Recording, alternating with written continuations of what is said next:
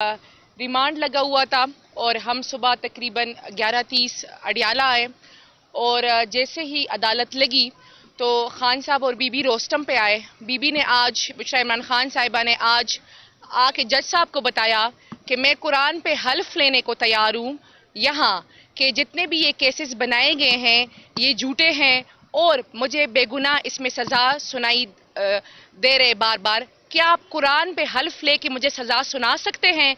क्या आप कुरान पे हल्फ लेके जितने भी मुझे पुरानी सज़ाएं सुनाई गई या अभी अगर आप कोई नई सज़ा सुनाना चाहते हैं तो क्या वो आप कुरान पे हल्फ लेके मुझे सज़ा सुना सकते हैं? और हदीस है कि जिस शहर में काजी इंसाफ ना कर सके उस शहर को छोड़ दो क्योंकि वहाँ पे अल्लाह का अजाब नाजिल होता है।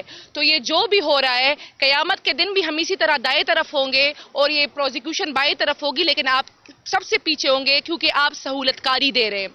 आज तो शखाना 2 में 10 दिनों का मजीद रिमांड हुआ है। ये इस मुल्क में आईन और कानून के साथ मजाक हो रहा है क्योंकि इस मुल्क का निज़ाम डरा हुआ है इमरान खान साहब से और उनकी अहलिया से। मजीद ये कि बुशरा इमरान खान साहिबा को उन्होंने 1 साल बाद रावलपिंडी के 12 केसेस 9 मई के केसेस में नामजद कर दिया है। ये चाहते हैं कि बुशरा इमरान खान साहिबा को किसी ना किसी तरीके से तोड़ा जा सके।